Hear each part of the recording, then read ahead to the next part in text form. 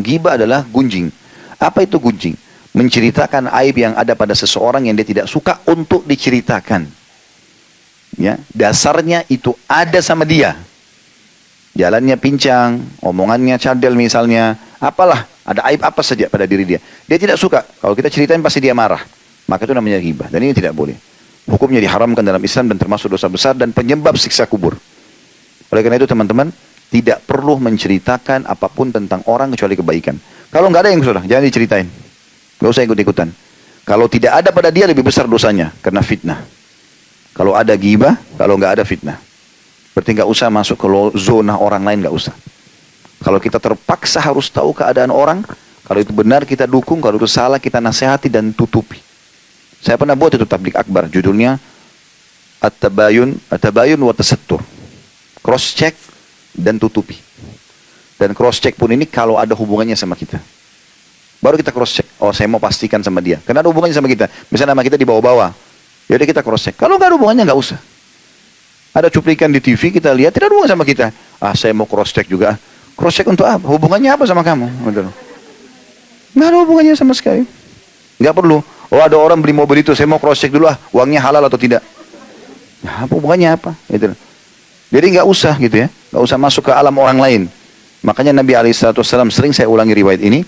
Beliau kalau pagi hari, kayak kita sekarang waktu duha begini, habis mandi bersih biasanya lagi kosong, beliau jalan dengan para sahabat. Mungkin menjenguk orang sakit, mungkin masuk ke pasar, apalah. Nah seringkali di tengah-tengah jalan atau di tengah proses itu ada wahyu turun. Itu sering terjadi. Maka Nabi SAW kalau habis mandi segala macam sudah rapi, mau keluar, begitu buka pintu banyak sahabat depan rumahnya. Yang paling pertama kalimat Nabi, jangan ada yang ceritakan aib sahabatku. Saya ulangi, jangan ada yang ceritakan aib sahabatku, karena aku ingin bertemu dengan mereka dalam kondisi lapang dada. Kita sekarang buka pintu, langsung, udah tahu belum? Telepon, udah tahu belum? Langsung yang pertama itu, buka gosipnya orang. Assalamualaikum, tidak, gitu kan. Cerita apa yang bermanfaat tidak, tanya kabar enggak, langsung ya. Jadi luar biasa campur urusan orang. Ini bahaya, ghibah ya. Kalau Bapak Ibu dengar orang menceritakan, apalagi kalau baru kenalan ya, baru kenalan sudah mulai cerita tentang aib suaminya, aib istrinya, pekerjaannya, berarti tidak layak jadi teman itu. Kalau dia sekarang ceritain suaminya sudah 10 tahun sama dia, maka kita yang baru berteman 2-3 hari nggak diceritain. Diceritain sama dia nanti. Emang sudah begitu. Kalau kita ketemu sama orang, dia berbicara hanya yang bermanfaat saja. Kalau dia bicara ilmu, nasihat, pendidikan anak kah, masalah bisnis kah, masalah apalah, sukses rumah tangga, banyak yang bisa dibicarakan yang bermanfaat. Kenapa harus masuk ke zona yang tidak perlu? Gitu kan? Nggak usah. Dan jangan bilang, ini sering terjadi Bapak Ibu sekalian. Saya sebenarnya tidak mau ghibah sih, tapi loh, terus cerita lagi. Ya sama saja. Dia hanya mau nambah sedikit pembukaan di masalah ghibahnya. Nggak bisa, jangan masuk di situ. Dan ini saya lihat dijadikan sebagai pola di medsos kita, gosip nomor 1. Gosip itu ghibah. Masuk ke rumah tangga orang, ribut sama pembantunya, rumah tangganya dengan pekerjaannya, macam-macam mobilnya orang dibahas. Kadang-kadang dicari, mungkin kalau pakai sendal pun dibahas. Kenapa pakai sendal merek itu, kenapa begini dan begitu. Nah, ini jadi masalah. Saya pernah ketemu dengan salah satu tokoh masyarakat, dia bilang, sampai pada tingkat meludah saja dinilai. Mungkin orang jalan dilihat, depan pintu dilihat, di mata-matanya dari jarak jauh. Ini orang keluar mau kemana nih arahnya, diikutin untuk buat info saja, berita. Ini semua nggak benar, dalam Islam tidak boleh. Makin kita tidak tahu sesuatu, maka jangan dicampur tahu, tidak usah. Allah Subhanahu Wa Taala sudah mengamanahkan di pundak setiap orang antara kita 2 malaikat yang tidak pernah tidur, ngawasin terus. Tidak usah kita yang campuri urusan orang. Sekali lagi kalau kita lihat ada aib, maka tugas kita luruskan. Kalau itu benar kita dukung. Kalaupun kita sudah luruskan, nasihati, tutup supaya dapat pahala ya. Terus sudah tahu fulan tuh, saya nasihatin tuh. Kan jadi hilang pahalanya. Nggak usah. Dan nasihatin orang antara kita sama Allah SWT. Para ulama salaf salih dulu, kalau mau nasihatin orang, dia tidak kenal. Dia datang mendekat lalu dia mengatakan, saudaraku, saya mendapat informasi, karena dia merasa dia sampai di bawah namanya. Maka dia ada urusan sama dia, mengatakan, telah berita begini dan begitu. Nasihat saya bertakwalah kepada Allah, harus begini, harus begitu, harus begini. Selesai. Kata orang-orang yang diberikan nasihat, saya mendengarkan suara itu dengan nasihat itu seperti sebuah air sejuk di musim panas. Karena nasihatnya bertakwa sama Allah, hati-hati dengan siksa kubur, hati-hati dengan siksa neraka. Bagaimana kalau orang itu begini dan begini, bagaimana kalau kau di posisi dia. Setelah selesai dia bilang, begitu saya balik, saya lihat orangnya tidak ada. Udah hilang, dia cuma nasihatin, dia pergi. Nggak butuh apa-apa. Jadi orang tidak ada masalah dunianya, karena dia berpikir bagaimana mendapatkan pahala. Sekali orang yang nasihatin dia baik, maka sudah didapat pahalanya, kan begitu. Itu yang mesti kita lakukan. Jadi tinggalkan semua ini, bahaya sekali. Ghibah ini yang sekarang sudah seperti menjadi sebuah makanan ya.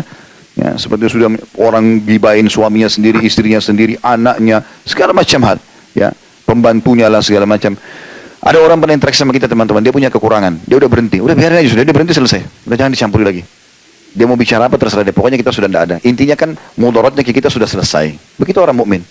Udah roda kehidupan harus berjalan. Jangan sibuk urus terus masalah itu. Ada orang dibawa masalah. Dia pernah masalah sama pembantunya 10 tahun sudah berhenti, pembantu itu masih diceritain sampai sekarang.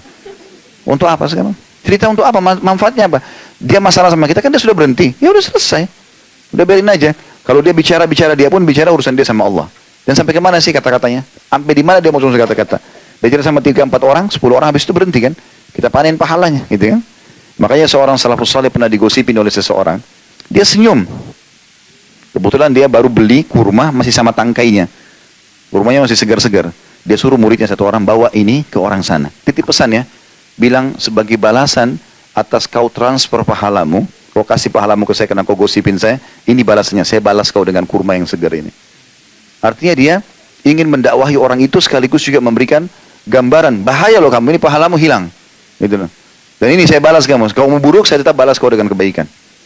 Seperti itulah kurang lebih. Ya, jadi selalu yang terdengar oleh kuping kita, yang terlihat oleh mata kita, yang terucap dengan lisan kita, semuanya kebaikan. Bagi orang mukmin selalu emas saja.